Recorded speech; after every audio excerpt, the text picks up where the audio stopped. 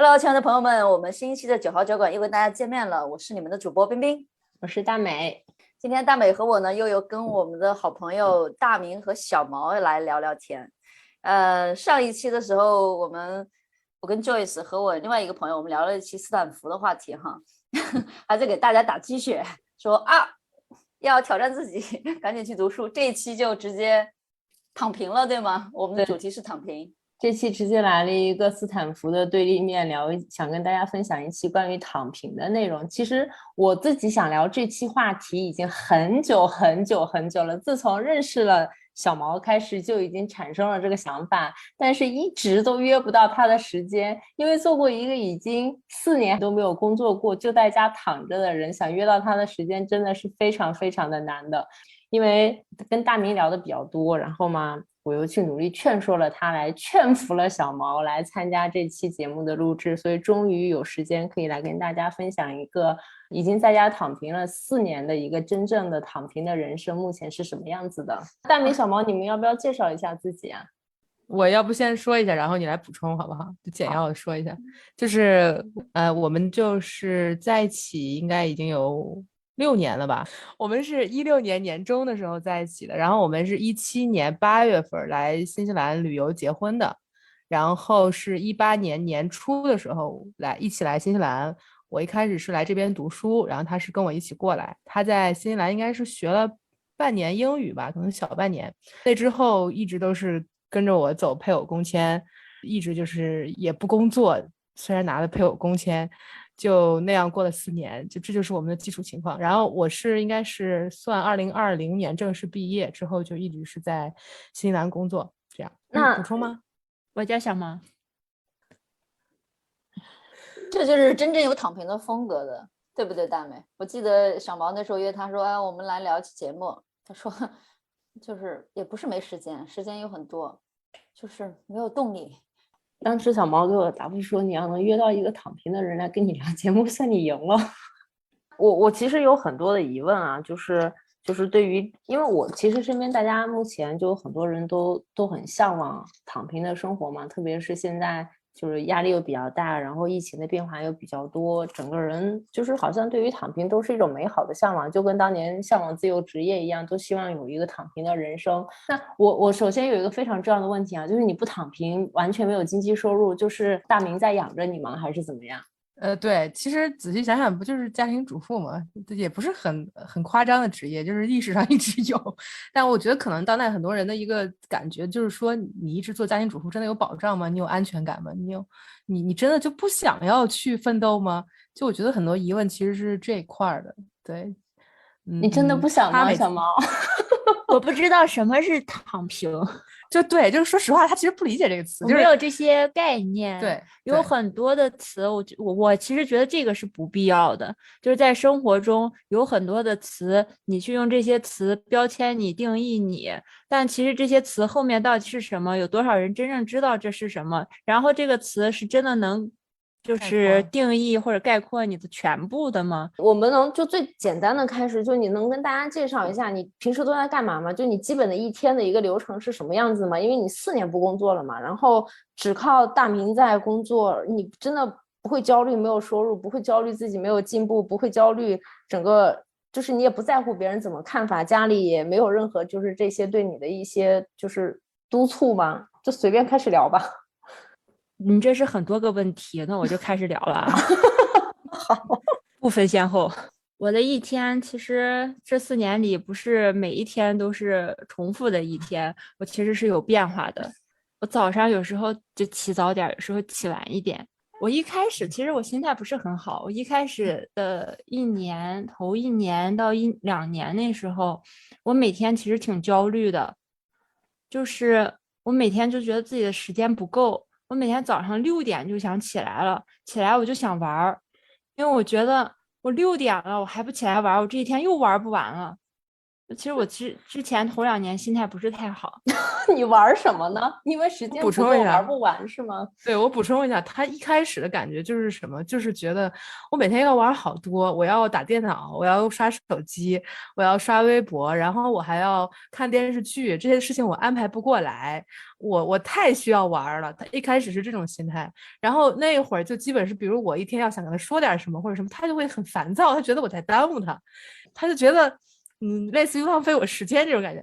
然后可能过了1年的时候好一点了，可以每天比如自然醒了以后再玩，就不会一大早6点就会想着，哎呀，我要赶紧开始玩了，是那个焦虑少了一些。那小毛你打什么游戏呀？我打的游戏名字叫消消乐，因为有那个什么的关系，我就不提它的大名了。然后我会代表新西兰出战，因为我的使用地区在新西兰。我带领我们的社区赢得了无数次龙舟赛，但它可能不叫龙舟赛，但我起名给那个环节叫龙舟赛。所以你每天很焦虑，6点起床，就是为了打游戏，代表新西兰出战，去获得各种胜利，对吗？我那时候还是没有这种心态的，就还是没有做这么多正经的事情。我那时候其实6点起来着急的就是刷手机，只要我起来了，我醒着我就能再玩，我就觉得这个玩的时间就延长了，我这一天我就开心了。所以你也会焦虑，就是因为你没有玩很多东西，但是只要你这一天玩了，你的内心就很会平静一些，对吗？是这个意思。哎，我问一下小毛，就是为什么会有这样的反差？你以前来新西兰之前也是什么样子？也是工作的状态吗？工作了也不长时间。为什么就在国内的工作是节奏很快吗？真的要聊这个吗？好吧，那我就给大家说一下我之前的工作。我之前的工作，我开了一段时间的画室，然后因为是跟朋友合伙，所以就时间也就是下午3点才开始上班，7点下班。这个工作我不干了，然后我就又去了一个国企，但我在哪工作态度都是一样，能干多少就干多少，不要勉强自己。所以在那里面，我差不多也像在退休办一样。但其实我在的一个部门是最忙的部门，我在那边修桥、修路、盖大楼，就是这样子。我的心态就是非常的好。我们那个工作就是要加班的，每个人都加，每个部门都加，有事没事你就得在那儿做到7、8点。同时，这个是会给你发钱的，有加班费。但是我就不干，我到5、6点，我正常我就下班了，我就回家了。然后工作上人给我打电话，我也不接了。然后他就打到我家人那里，告诉我说：“小毛，今天要加班，要上班，你已经1周没有加这个班了，我们没有看到你，所以你得来呀。”我说我不来会怎么样呢？他们说那就没有加班费了。我说我不要了，我不去了，你们干吧。然后呢，你知道国企总是有那些年纪大、工龄长的人会使唤这些刚进去的人，说小毛呀，你看这个工作，要不你来干吧，我先回家啦。我说阿姨不行啊，我不会呀，这是你的活呀，我不管这一块啊。然后阿姨说那好吧。这是真的发生的，我感觉就是哇，其实很难碰到这样的人哎。我感觉这种答案，就是我只在一些知乎的高赞帖子里边，就是回答你的心理活动，你懂吗？就是我真的我生活当中见过很多人啊，有财产自由的，然后不怎么上班，可能就搞投资赚钱，有生了孩子在家带孩子的，然后也有那种短期，比如说想有一个休息的，也有那种就是看上去没有什么实际工作，但实际上背后还操盘了点小生意的那种。但是我真的从来没有遇到过一个人，就是真正跟我的整个思想完全是不一样的。就是我觉得我跟冰冰都是同一类人，我们都是那种就是有一个人生剧本的，你要上班，你要收入，你要买房，可能未来你要干嘛，就有一条比较清晰的路线在。然后如果我们不工作，也会变得很焦虑。我觉得我可以短暂休个1、2个月啊，就是你如果让我长时间的在家里不工作，我觉得我可能是没有办法接受的。所以我遇到小毛的时候，我第一时间我当时真的是非常非常震惊的，就是我没有想到有一个人真的可以不工作也不社交。你要这么说的话，我其实是有清晰的，跟你们一样的，有清晰的人生规划的，有一个目的感，是吧？你们是不是说这个？对，有这个。对，我就是很想知道你到底怎么想的。你也不在意怎么社会对你评价，也不在意收入，也没有什么物质的追求，好像家里对你也没有什么期待跟负担，所以我就你来分享一下来。我先说我自己的吧，再说我家人对我的期待。我家人对我的期待还不如不期待，其实。先讲你自己的。我自己呢，就是我从初中开始吧，最早就是从初中开始，我其实有这个意识的。我看身边的人都在做这样的事儿，我父母也跟我说，比如说让我学钢琴，没看出来吧？我学过钢琴，这个跟我气质完全不符的一个东西。那时候就是我妈，她说她小时候就想学一个乐器，但是家庭环境不好，没有学。然后当时呢，你知道我们这一代每个小孩都得学一个技能那种的，就说那就学钢琴吧。但其实我并不喜欢这个东西，就为了迎合我妈，完成她的一个愿望，然后去学，一下学了整个一个小学，成绩也还算可以。上初中的时候就考了8级了。当时老师就说：“你看这么小就考了这么高，然后再往上考，满级是10级之后就可以考音乐学院什么的。”但是我是真的不喜欢，就没学了。上初中之后，我就觉得语文课老师让背那些东西，古文别人写的文章，然后背完还要背赏析，赏析内容是啥，每一句。那我就觉得古人真那么想吗？你怎么知道的？这不是后人自己品的吗？那我品点别的不行吗？为啥非得背这个呢？我就非常的不明白。然后我就觉得这些东西特别没有意思。那我呢？那我自己想要什么呢？我能不能靠我自己的感觉活下来呢？因为大家都告诉我说，你不干这个，你以后就要饭；你不干这个，你以后没饭吃。我想，那要饭那不也能要来吗？就是也没哪个要饭的真饿死了。我就觉得，那我大不了就去要饭呗，反正也饿不死。那我就凭我自己感觉来呗。我觉得什么重要，我觉得什么好，我想干什么，我就去干点什么呗。所以到初中的时候，老师让我考10级，已经给我安排好后面所有规划了，说从9级开始什么什么的，我就说我不学了。那时候我就说我不学了，大家都特别可惜，我身边的人大人都特别不理解，就觉得特可惜，从8级不学了，你就等于就前面也不作数了呗，相当于考个证也没用了。我就说我死活是不学了。然后就说那你想学啥？我说不学这个就行。从初中开始也不怎么好好学习了，因为我觉得数学学的小学都够用了，算账不会算错就行了呗。那还能干嘛呢？数学平时在生活里有几个数学家呀？是不是？你平时你走路你也不用函数啊什么玩意儿的，是不是？你该走哪走哪呗。算账不会错就行了，我觉得都够用了，是真的够用了。生物什么的分清男女就行了，得病你不还得去看医生吗？你学好生物了，你不去看医生了吗？就觉得没什么必要了。从初中我就没怎么学习了，高中吧情窦初开了，班里满共40来个人，50个人，有7、8对情侣。你想想，情侣不得2个人打底儿吗？一下一半就在谈恋爱了。这么一听，大家也知道我去的不是什么太好的学校哈，这不重要。你看我不是也活着呢吗？现在还可以。不去斯坦福也可以，10元午餐咱就不吃了。高中了是吧？啊，没有谈恋爱情窦初开了，我也谈了恋爱了。然后呢，就觉得我这个人嘛，谈恋爱是为什么嘛？就觉得我当时也想明白了，在这件事上，我以后的人生不是要钱，我就是要爱。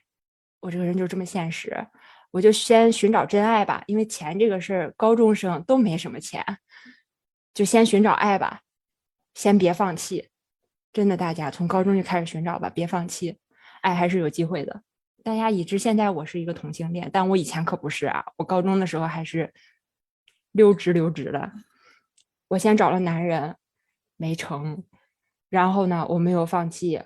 我在高3的时候，终于又找了一个男朋友，然后谈得轰轰烈烈的，大家都知道了。我已经也给我爸妈说了。那时候高3给爸妈说自己谈男朋友不亚于出柜了，可以说是。然后呢，我爸妈也不知道怎么想的，还安排双方父母见面了，说要定下来这事儿。就可能实在觉得我没什么出息，感觉早点嫁人也可以。但那个孩子才高1，我也不知道我爸妈是怎么想的，是你情我愿的啊，里面不存在有任何的欺诈或者压迫或者是拐卖或者什么的，没有啊？强迫成分没有的，他也愿意跟我在一起的啊，是啊。然后吧，高中高中这个谈的非常的轰轰烈烈，闹得鸡犬不宁，两家人都疯透了。然后安排父母见面，人家当然没有跟我爸妈一起疯，就没有来。然后当时就以死相逼，威胁他的儿子，让他跟我分手，然后就分手了。分手了之后吧，我就觉得完了完了，这下完了，真爱找不着了，我以后只能要钱了，只能要钱了。但是吧，我还是没有放弃，因为这世界上除了男人不还有女人嘛。我当时觉得，我当时那个男朋友真的是非常好，我就觉得那个男的已经是我能找到的男人中的顶尖了。对我啊，不是说条件，当时我是寻找真爱，大家不要把我想那么物质，先别，就是。然后我就说，那除了男人，这世界不还有女人吗？我就去找找女人吧。那我怎么跟女人谈呢？我当时周围没有一个是同性恋，我就靠我自己呗，凭着我的感觉。从哪了解这些破事儿呢？那就是上贴吧。现在的同学可能都不知道什么是贴吧了，但我那时候就去贴吧，同性贴吧找，然后跟人学习怎么和一个女生恋爱呢？然后还学了一些成年人该会的事情，都是在贴吧里学会的。然后我就真的找到，还是在贴吧里找到我第一个女朋友，就不是现在这视频这个哈。不是，然后就谈了我第一个女朋友，谈了有3年吧，然后谈了3年分手了，然后正好我高3的男朋友又来找我了，哎，怎么聊这儿了？好像这不是很重要哈，反正就凭着感觉又在一起了，然后又分手了，这些都不是很重要。然后你的问题是啥来着？就是你说你凭着感觉走，对吧？因为我们一开始在聊这个，你其实会选择躺平，也是一个有目的感的事情，就是你想试试能不能凭着你的感觉去过你这一生，而不凭着类似于一个外界的标准。对对对，我们刚刚说到的这个位置。哎呀，不错不错，还是得带着一点小秘书的。是的。然后呢？然后这不是都凭我的感觉，然后最后就找到了我现在这个女朋友，就是大明。你说我是幸运吗？找到她，但其实我没有前面那些的话，这些过程我凭着我的感觉，在每一步，可能别人觉得高3了是一个非常重要的时间节点，你得好好学习，考个大学呀，对吧？至少你高1、高2你前面玩了，你高3你得努力了吧？但是我那时候就是想谈恋爱了，或者怎么着，我就按照我自己的节奏去把这个东西给完成了。完成之后，其实我跟着他学到了怎么去爱一个人，怎么去对一个人好，也知道了什么我要的是什么，才能在后面就是非常精准的，可以说是就找到了大明，然后我们俩在一起了。在一起之后，其实我跟大明在一起的时候，我已经上班了。那时候我的画室其实已经开了有2年了。然后那时候我正好是想把画室给转掉，就是卖掉，去做一个比较稳定的工作。可以说这一部分是符合我父母的期待吧，觉得啊有个铁饭碗什么的，就去做这个工作的时候认识了大明，然后我们俩就在一起了。在一起之后上1年的这个稳定的班，然后大明他之前是有规划想要出国的，我就觉得那我们就一起呗。他是愿意为了我不出，但是我觉得没有必要呀，就是我也想出国，那就出吧。他当时就觉得挺不可思议的吧，觉得我这个工作又好又稳定，然后父母又在这儿，觉得一个可能那时候刚认识有3个月，做这个决定的时候有3个月，认识三个月，对，就觉得这不太可能。但我就是凭我的感觉，就是选择了这样。我也跟我的父母出柜了，出柜的同时给他们说我会辞职。然后当时父母也好，然后单位的领导也好，都劝我，就觉得前途一片光明，干嘛要这样？觉得挺想不开的，说还劝我要不停薪留职这种的，我就觉得不需要了。我既然已经决定了这种东西，给后路，给自己准备留这个后路的，就挺没有必要的，我就都拒绝了。反正就切的挺干净的，同1年就出国了，就是3件事，别人看来挺大的事儿吧。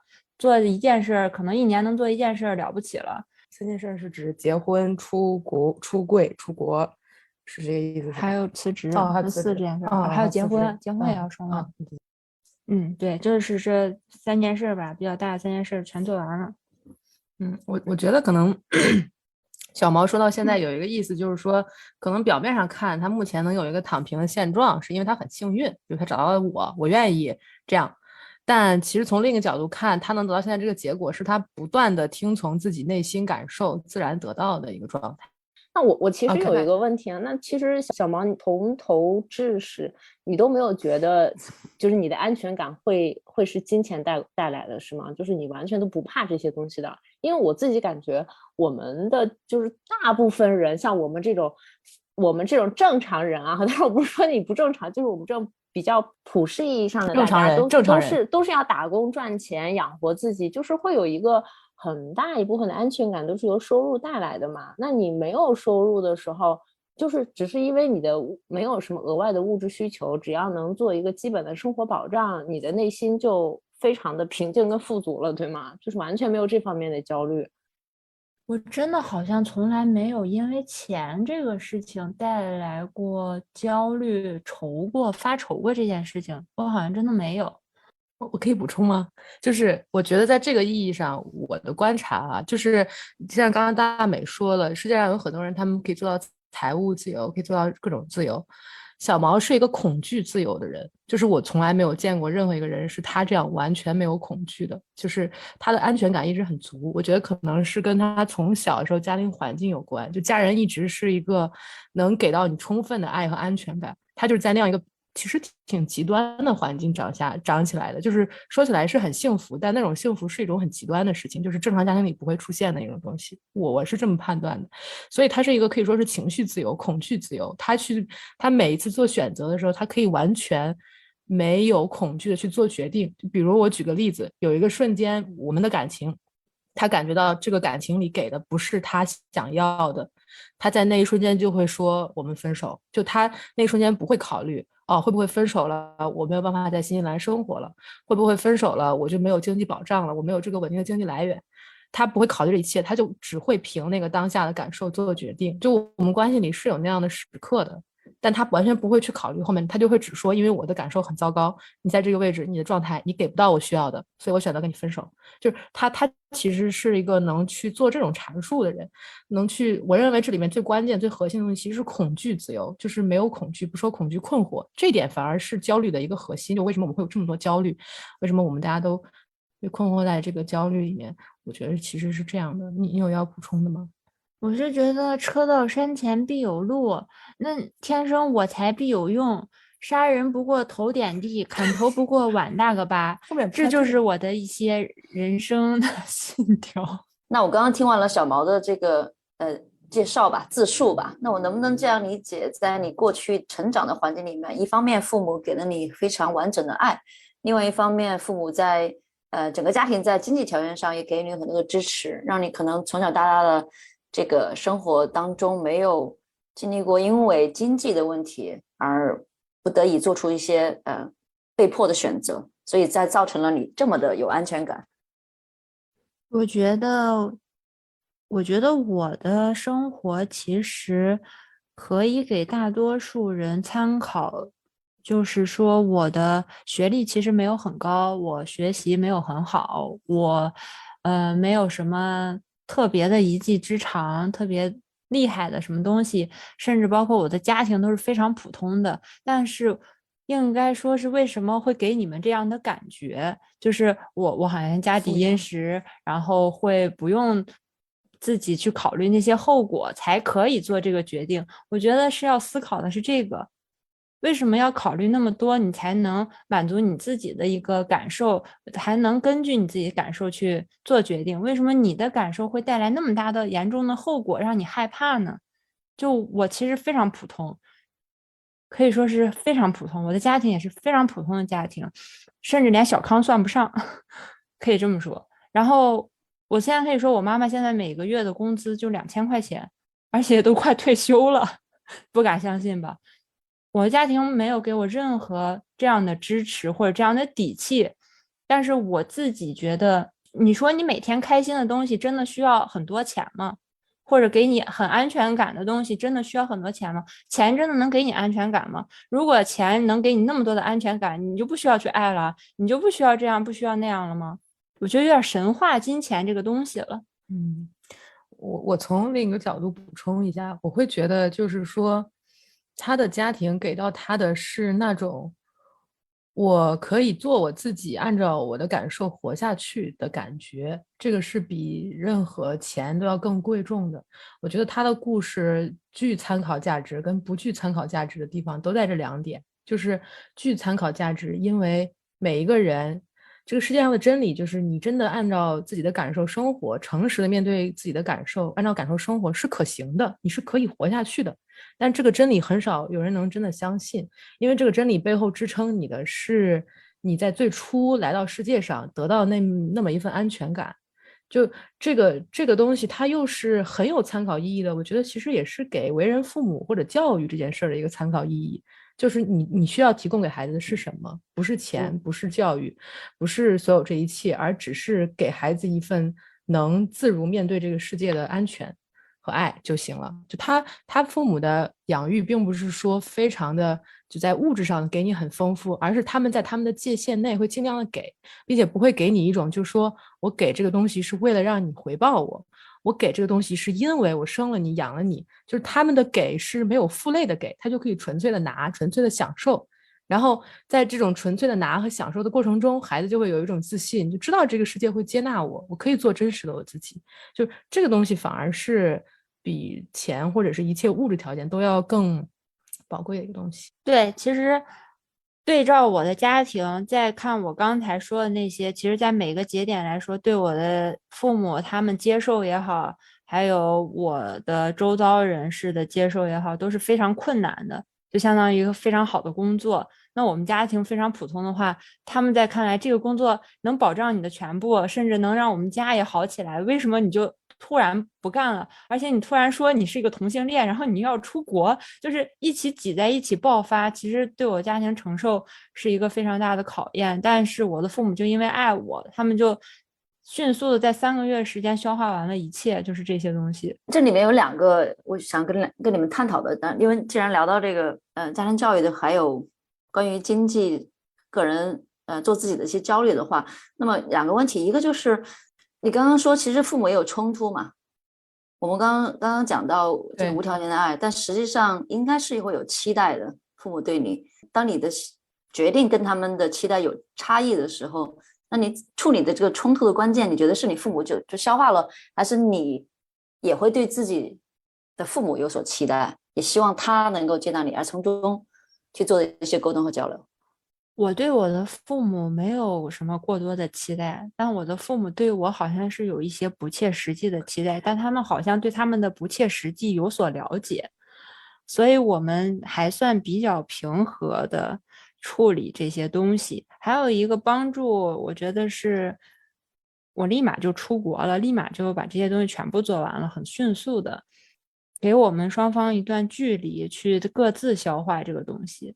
然后我的父母因为非常的爱我，然后他们的爱的方式就是不要把这些爱的负担给孩子，所以他们不太会表达那些负面的东西给我，因为我对我自己的期待就是我做我自己，然后为自己的行为负责，所以我对我父母的期待也是这样子，我也希望他们能做自己，但是因为有这种他们关系里还是有孩子父母这个算是等级阶级这个东西，我不好以我孩子的身份去撼动他们的一些观点，但是我就坚持做我自己，做我自己的选择，认为对的选择，根据我自己的感受做选择。这样其实我发现这么多年来，我也帮助了我的父母改变他们的一些行为，就好比我小学的时候，我妈自己想学琴，但是她迫使我去学琴。然后现在她之前打电话告诉我说，她去学了一节古筝课，这是我之前不敢想的，这也是她之前不敢想的。我相信我的爸爸呢，会拒绝我奶奶和爷爷的一些要求，他会对他们发脾气了，说这不是我该做的，或者说我已经为这个家为你们付出非常多了，你们为什么看不到？为什么还在一味的要求我？在我爷爷奶奶要求说你要来看我们，你要来怎么着对我爸爸的时候，我爸爸就说我没有时间，我有我自己的事情。我觉得这已经是一些我通过我自身的改变，他们能看到，然后他们对我的期待其实之前也说过一点点，就是我妈一直认为我在这边卖淫，这是可以说的吗？他为什么会有这样的想法呢？因为她觉得我活不下去。对他们不能理解我为什么会在这边生活，但是我没有任何职业，为什么大明可以容许我这一切，他去工作然后养活我，在他们的观念里这是不可能的，不可思议的，就觉得那我至少得做饭吧，但我其实不做饭，就觉得我至少是就像大明之前说的，我像一个家庭主妇，其实我不是很认同这句话，因为家庭主妇大家对家庭主妇的期望有点太多了，就是多于我生活里我所做的东西了那种。所以他们觉得我在卖淫，觉得我是在出卖自己的身体，在换取报酬，然后养活自己，过得非常非常惨。这么多年的一些生活当中，没有因为想要某种东西，或者说没有对经济上的有一些过高的要求吗？我只选择适合我自己的，还有我想要的，我真的想要的。比如说很多钱，比如说像是买大牌吧这样子的东西，有这样的欲望或者需求吗？我不是太有。对，其实买包包这种，就是其实是一部分人的消费的需求，还有其他可能每个人有自己不同的一些物质需求吧。你可能是对家人好呀，或者希望去念个书啊，对吧？赚钱，像上一季我们聊的嘉宾，读个书大概要花几百万，那么或者有其他的，买房、出去旅游等等这样的相关的一些物质上的一些需求。那么你是一个消费欲很低的吗？因为有这种欲望的话，会促进你，或者是推着你去要赚钱。我们讲的通俗一点，对，他可能不是一个绝对要去买一个什么样的物质，去买一个包、买一个房子、买辆车，也可能是一个体验型的消费。比如说，你就很想出国去玩一玩，或者把钱花在某种体验上，或者是把钱花在游戏上，就连这一类的东西，你都会很少有这样的一些欲望和需求吗？我可以讲吗？我想说的就是刚刚你们的这个问题，其实答案就是他目前现阶段的所有需求，要么我当下可以满足，要么未来可以满足，就这么简单。就他有个很强烈的需求，我想体验生孩子这个过程，他甚至都不想养。然后我说你只要能生出来，我一定会养。他说就是他有需求，就他有需求，比如说像生孩子或者是买房这一类的，这类属于未来可以完成。还有一些当下的需求，就属于当下就可以完成。就是现在家庭就是也有这个普普通通的物质实力，就只是这样。所以我看出来小毛的这个策略啊，要么人生目标是钱和爱，然后策略就是先有爱，让爱的那个人挣钱。对不对？我之前没有这样想，但是你现在总结看来好像也没错。那我其实就想问问大明啊，那你作为这样的一个家属，就从开始到现在，你的感受开始会有一些不理解，然后接受，然后慢慢被他同化吗？这样的，还有就是，我觉得我们在新西兰都是普普通通的打工族嘛，你就想我们一个人的收入，你真的要供养一个家庭呢，其实说实话，我觉得压力应该还是挺大的吧。我现在就要想，我2个人生活只靠我这一个人，交完房租吃完饭也不剩几个钱了呀。就是你怎么想呢？明白，就确实也会有人问我，就是类似于被绑架了就眨眨眼。我有被这么问过不止一次。就是我觉得这个问题你们其实可以换一个角度想，如果小毛现在什么也不做，在家里就是做一点很少的事情，然后就这么自在的活着，然后我一个人支撑这一些，这说明他给了我多重要的东西，就是我从他这里到底都得到了什么。你不会还欠我的吧？我甚至还欠他的，真的。你不会还欠我发糖了？不是，这是个很沉重的事情。其实说起来，我觉得蛮沉重的。就是对我只能这么概括的说，就是因为可能要讲细的，可能牵扯到很多，就是比如比较隐私的东西。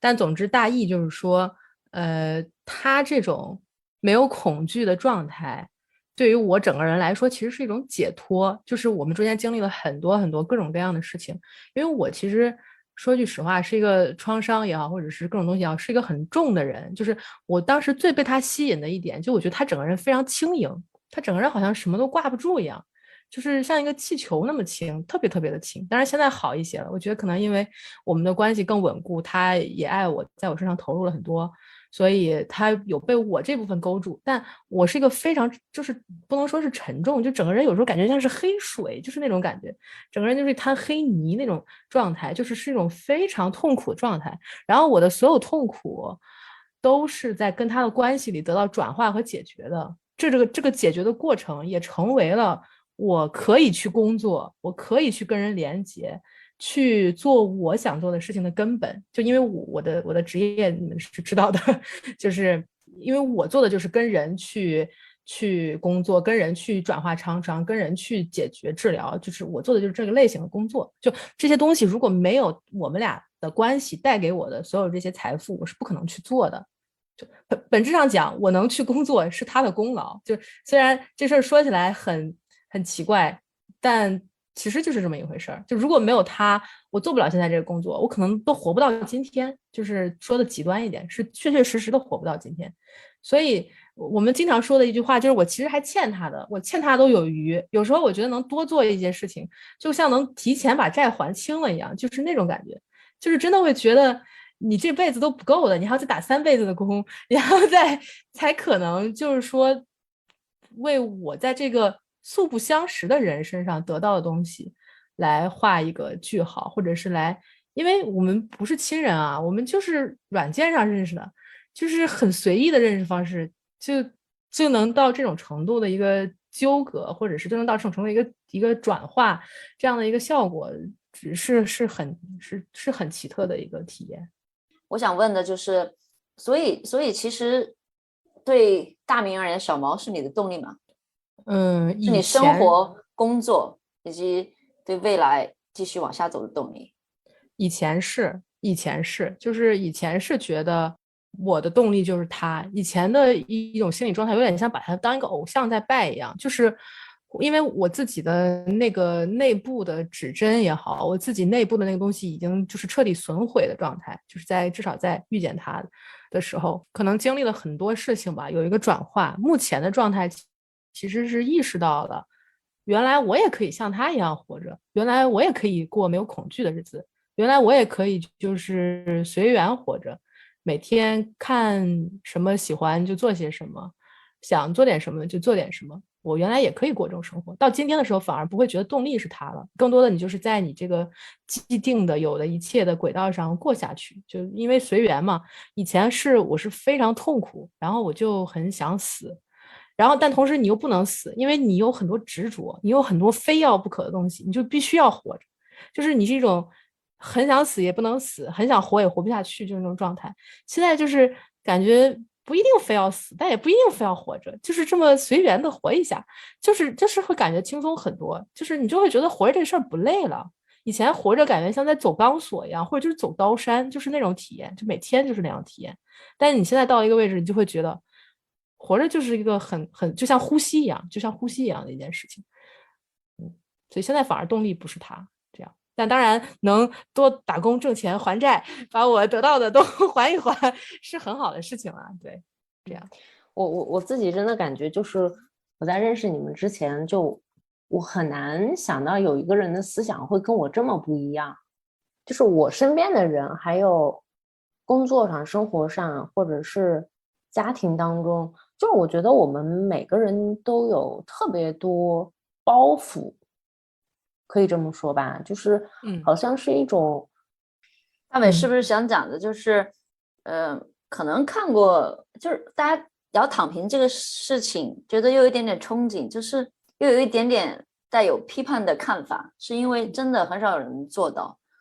那为什么很少人做到？因为我们都有欲望和恐惧。我觉得这种恐惧是来自于欲望，来自于生存感，来自于马斯洛5个每一个需求层次都有相应的欲望，然后都有求而不得的这种恐惧。对，然后你躺在那儿，你是躺不平的，你是要辗转反侧的。那这个时候辗转反侧躺不下去，你就一定会起来干点什么别的。这就是我觉得应该是大多数人的一个状况吧，包括我自己也是这样。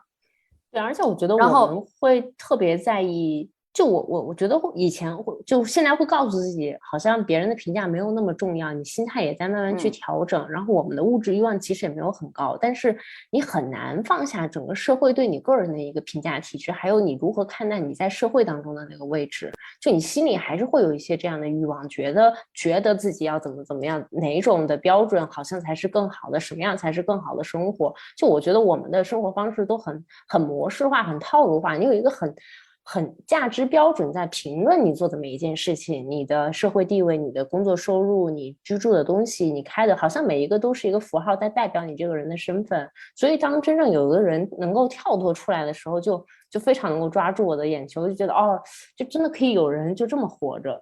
然后我还有感觉就哪怕有一小部分人是可以不介意外界的对自己的看法的，但是他自己对自己有要求，对吗？自己对自己有动力，有设定一个目标，然后我就要达到什么样子的啊？这种部分的人其实跟刚刚听到的小毛的状态是完全也不是一个状态。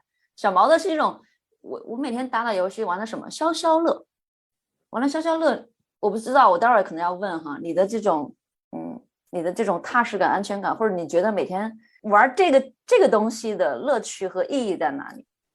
我觉得你刚才说的，还有大美刚才说的，一个是没有从内心自己接受自己，没有从内心自己接受自己的话，就是会被外界的别的人的眼光啊，或者是评判标准所影响，然后就会产生那些恐惧还有焦虑，就是彬彬说的那种躺下好像也躺不下，然后就非得要做点什么，好像自己这一秒钟存在是有价值的。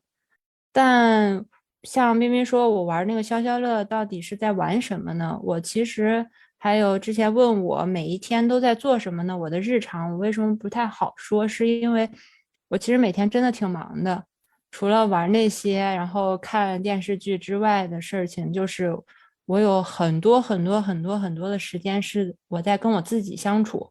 我在问我自己想做什么？你想吃东西吗？你饿吗？你想喝水吗？你今天想去做运动吗？就是全部问我自己。他如果给不出我一个答案，我就可以坐在这儿等他的回答。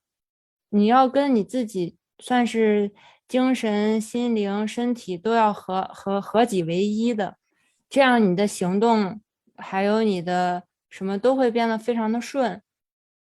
你要听你自己的，不是听别人的。当你跟自己待的时间足够久，当你听自己的足够多，按照自己的行为去做一些选择判断足够多的时候，这样经验足够多的时候，别人的话你自然就听不进去了。就是那些是杂音，你听不到的，你只能就像我们现在录这个，收到的是我们各自说的话，各自想表达的东西，并不是外界那些风声、雨声、路上的声音、车声这样子的。那些就像这样，什么也撼动不了你，因为你跟你自己相处。而每天你虽然是跟外界，你要去工作，你要去跟人交流，你要去开会，你要去跟朋友，你要跟爱人在一起什么的，那都是你在跟他们。真实的你。对，我也补充一点，就是小毛的躺平态其实是两面的，就你们看到的可能只是其中一面，他在这什么也不干，他玩，他享受了。他的另一面是他行动的时候非常迅速，所以他有非常多的时间可以玩。他的行动的时候很迅速，我举个例子，我们前段时间从奥克兰搬到惠灵顿，大概就是大半年前的一个事情。然后有一天我们就在家里，他突然就说我想重新开始学英语。然后这个事儿我其实之前劝说过他，我说哎，你要不要学英语，因为我们毕竟在新西兰生活。他之前就不要，一说就不高兴，我就不说了。他突然就发生了这个转变，然后就开始报班，然后就每次都去上课，就是很突然。我就会觉得正常人你会觉得有惰性的吧，有不能转变的部分吧。还有我们在奥克兰的时候基本就是特别的宅，就除了偶尔跟朋友出去，基本就是每天待在家里。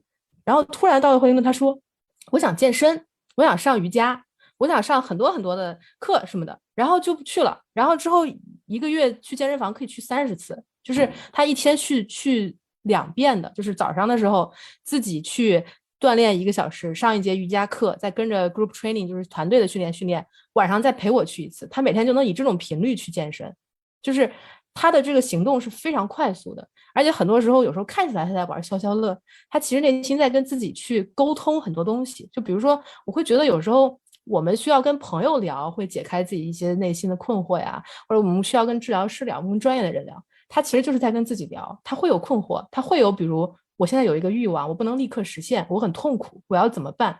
他就会在这个沟通的过程中自己去解答这个痛苦。就他的这个老师也好，这个指导者也好，一直就在内心，就是所以他这个看起来是在很躺平的时间，其实有很大部分时间在做这件事情。就因为我们是有比如要孩子或者未来的计划，他很想让他们马上实现，但这是不行的。中间的情绪也好，并不是发泄给了我，并不是比如抱怨为什么现实状况不够好，而中间这部分东西都是他自己通过跟自己对话解决掉了，是这样的一个过程。我感觉聊到最后，这是成了一个哲学问题。所有能够拥有躺平思想的人，其实是已经有非常深的这种自我沟通和自我情节调序能力的一个哲学话题了。对，是这么说，是这么。有时候我就这样想，有时候我看很多，比如哲学的书，看印度哲学，看瑜伽八支，看到最后我就会意识到，这就是每天小毛日常的状态，我就会很崩溃。有时候我就觉得，为什么我这么努力，我去修行，我克服我的所有痛苦，然后这个人他一直就在原点。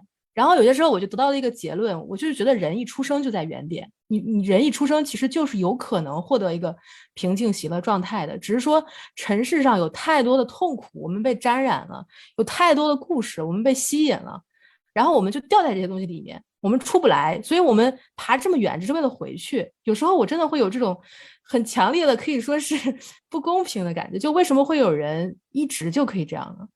就当然后面我也到达了这个位置，或者我能短暂在这个位置待一会儿的时候，我就会觉得就没有那么嫉妒了，我就会觉得我也可以。就是你想补充什么？我想就是告诉听的朋友们，不要被外界那些东西所绑架、所威胁。这里面最容易威胁你的就是你的父母，还有你的亲人。他们的期待，对吧？因为他是抚养我们长大，他为我们付出了很多，他们不可能对我们有真正的坏的心思，全部是源于爱的。这方面是我们最难拒绝的一个部分。但我想说的是，你也只有一辈子，不管是谁，这世界上不管是谁，都只能活一辈子。那你这辈子你要活什么？你要活的是你自己。他们活的是他们，但他们已经活过了，他们做了，不管是他们想做的还是不想做，那都已经没有办法更改了。那他们爱你，那肯定是希望你能活出你自己的样子，活出你想要的，实现你自己，成就你自己。所以拒绝他们不是不爱他们或者什么，其实是帮他们实现他们对你的最开始的那个最简单的一个期待。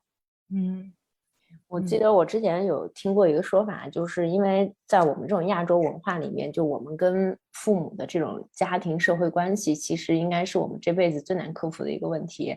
然后就有一个人说，其实你要么就正视它，要么就逃离它，就是你要么就真的可以停在那个地方，跟你的家庭之间去解决这个问题，要不然你真的会痛苦一辈子，要不然你就永远的逃离它，就像我们现在躲在这个小岛上一样，把这个关系切断。反正对我来说是这样的，我没有办法去解决这个问题，那就一刀割掉。那我们尽量各自就是维护一个很好的关系，但是至少平时的生活还是 OK 的。只是很多时候这个问题还会在我跟他们打电话或我回国的时候立马就蹦出来，但绝大多数的时候我觉得有时候逃离也是有用的，就有些问题真的没有办法解决，也不想去面对，还不如就躲在这个地方也挺好的。我觉得逃离就是一种解决啊，就是切割就是一种解决。其实这就是解决了，因为你什么是解决？解决就是把你自己的情绪摆在第一位，把你的需求摆在第一位。你的需求摆在第一位，你的需求跟他们冲突了，那就是你的需求实现而已，没有别的了。所以这是很好的解决方式，我会认为就在特定的环境或特定的家庭系统里面，这是很好的。刚刚那个小毛又提到，就是去了惠灵顿之后，最近要在健身，是不是？去之前要学英语，然后还要考虑到生孩子的事情，这些之前在你的想法里都没有存在的，没有存在过。即便身边的人给你很多的讯号，或者是这种暗示，其实你都当没有出现过的。那为什么突然间会会自己跟自己说 yes。他告诉我可以了，他没有抵触了。之前他这些情绪也不是情绪，这些他是指身想体法、这些念头，可能是时不时我就会问他我们现在学英语好不好？他说不要，不行，很烦，想不下去。那就知道这是不行的。我们为什么一定要 push 他让他逼迫他往下推进呢？就是不行，你现在坐在这儿必须给我学，我要学了，我不管你准备好没准备好，我已经准备好了，我们现在就必须开始学。这是行不通的，你在跟你自己打别，你就别活那么拧巴。那我们聊个有意思的话题，那这个算是叫做意志力训练吗？我认为是意志力训练的反面，听身体的训练。对，这个跟红姐的观念是一样的。她当时有提到，她觉得所有要用意志力去战胜的这些事情，她觉得都是不对的。你就是应该听从自己最内心和身体最真实的想法。她说她当时有提到，她说她觉得她唯一用意志力去战胜的一件事情就是要考雅思，因为当时在申请移民的时候，你不得不有一个就是雅思成绩单嘛，所以这件事情是她可能唯一是靠意志力要去战胜的一件事情。剩下她所有想吃的、想玩的、想做的事情，完全都是 follow 她的感觉跟身体在行走的。那如果这不是一个意志力的训练的话，你的身体用什么样的方式跟你说 OK 可以了，或者你的心？就是我说现在学个英语吧，或者他自己就会说现在学个英语吧，然后我就说好呀，我是随时都可以的，因为我很有时间，我只要把这个时间给他了就行。我这有没有这怎么让我想起了双重人这个大明你能理解补充的哈？就是我想说的就是他在这件事上能给的建议不太适用于在听这个播客的任何人，就是因为这已经非常高阶的情况，就好比你去就是真的这是很高阶的情况，就是以我个人，因为我是从最痛苦的地方一步一步走过来，我知道这里面都要经历什么。你听自己内心的声音，有时候内心的声音就是我想死，你能知道让他死吗？就是我走过很极端的情况，所以我觉得这个事情它不能说很简单的就是你听内心的声音，他可以听内心的声音，我不行，就是所以我觉得彬彬那个问题非常好，就是这到底是要怎么实现的呢？就是我只能说最开始的时候就是慢慢给自己空间，这样就比如像冥想的时候，你要先适应跟身体相处，跟自我相处，就真正的这个我允许这些东西不经你评判的浮现上来。就因为一开始我们所有人我知道都是杂念也好，这些创伤也好太多的情况，他的情况是他直接就在那个位置，就在顶尖的位置或者是原点的位置，他没有什么经验可以给你。说实话，就是他给你的东西你用不了，就是类似于跟屠龙宝刀一样，你没有龙没有办法用的。就是给到在听播客的人的建议就是说，给自己空间，给自己空间，给自己的什么空间？给自己的情绪空间，给自己的身体空间。就意识到我的身体也好，是一个储存我的感受的地方，我的身体储存我的恐惧，储存我的痛苦。很多时候头脑总是说你要干这个，你要干那个，像一个上司一样，很不讲情面，但很多事情实行不下去，因为你的身体已经很累了。就给身体空间，给情绪空间，可以是冥想，可以是什么，但只要有一段空间给他，培养和你身体的关系，就像你养猫养狗一样，你的身体你就把它想成是一个很大型的，只能跟着你，除了你能爱它，别人都没有办法跨过你来爱它，必须你先爱它，你先对它好，你先跟它有一个有效的关系，它才有可能说真的有一天跟你有一个和谐的状态。他的情况就是已经非常和谐了，就是这个连接非常顺畅，并且有什么直接就能觉知到。很多东西我们是压抑很深的，头脑的想法和身体的感受隔离很深的。你身体明明很痛苦了，你嘴上还要笑，你还要回应，你这种情景处多了，你跟他会很隔离的呀。你就是没有办法一开始就拥有良好的关系。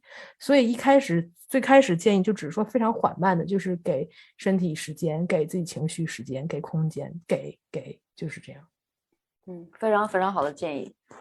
那你们两个对未来有什么期待吗？这个好像不太适合躺平来问啊，但是还是想问一问，对未来有任何的期待吗？你问一问你的身体。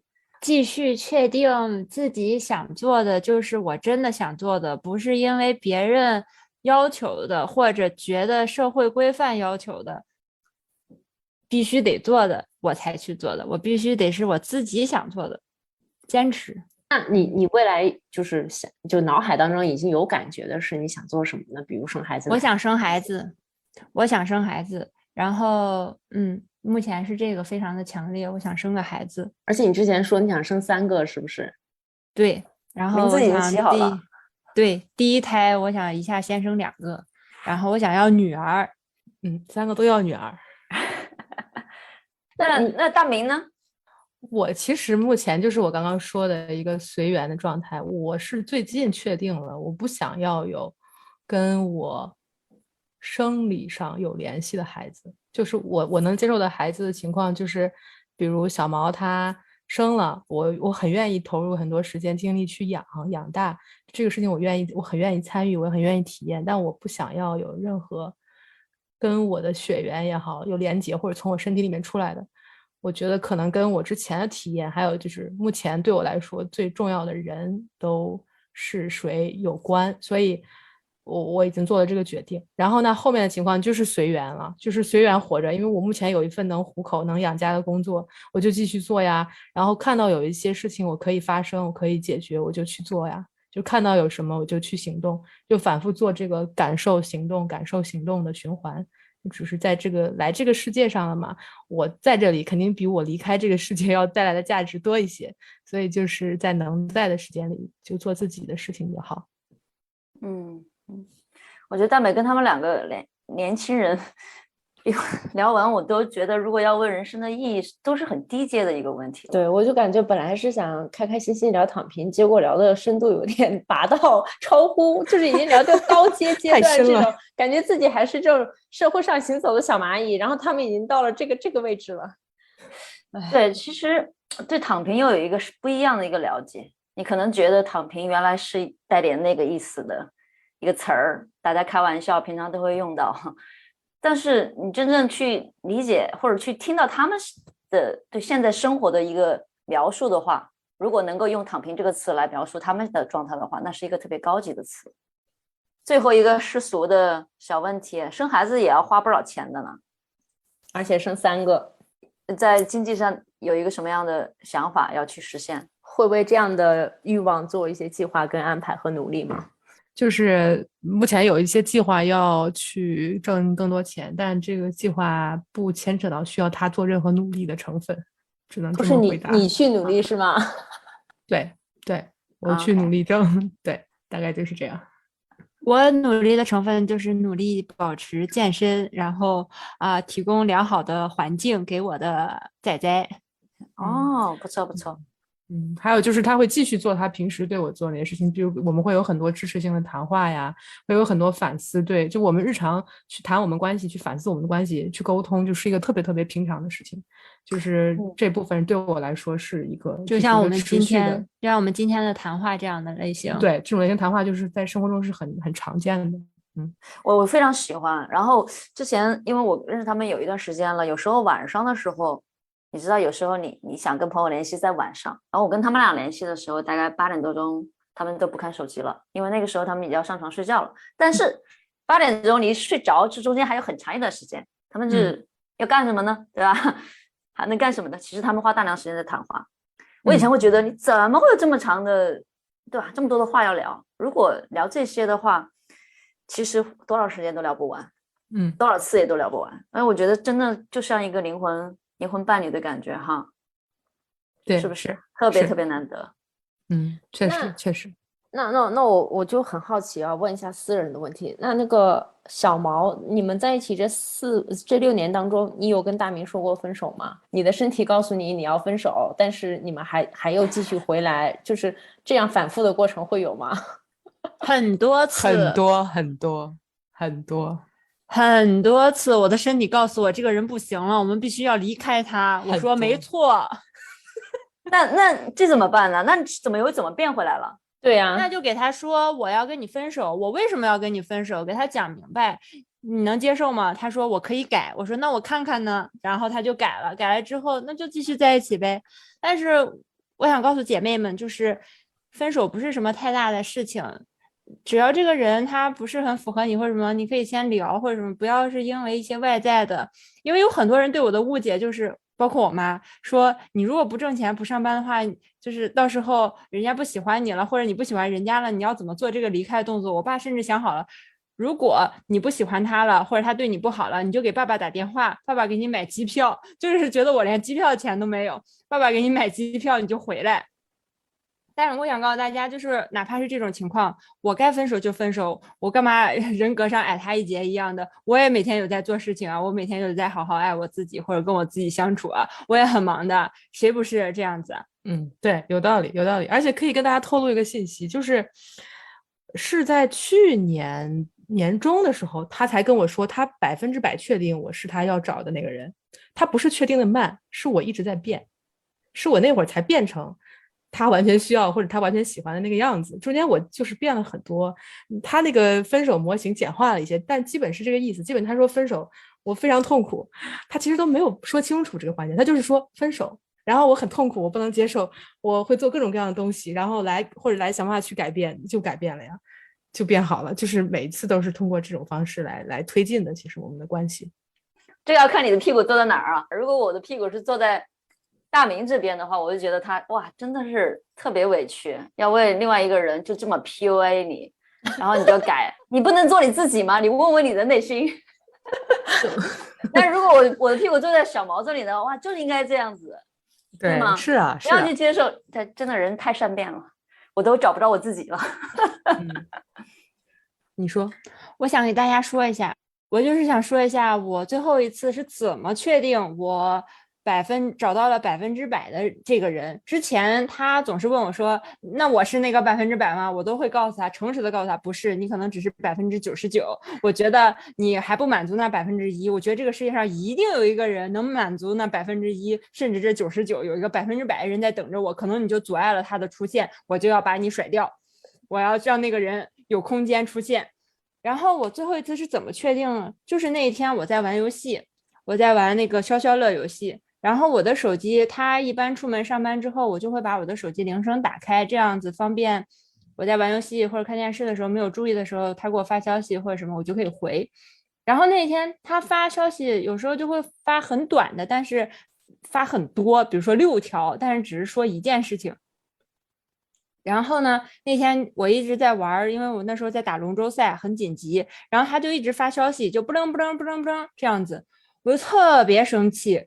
我就因为这个跟他说了分手，但是呢，我准备要跟他说分手，我已经生气了，要跟他吵架了。但是我想了想，他就说：“那我不给你发消息，是你想要的吗？”我想，我也不是。那谈恋爱是干嘛呢？谈恋爱就是让这个人爱你，但是又不理你吗？这显然不是我想要的恋爱。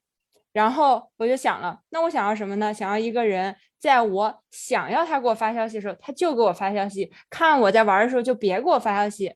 那是个人吗？那不是一个人，那只需要一个 baby camera， 一个摄像头放在他的房间，对，就可以实现了。看我在干什么，我在玩的时候就先别发消息前先看一下我在干嘛。所以我觉得这不是人的问题了，这只是一些技术层面。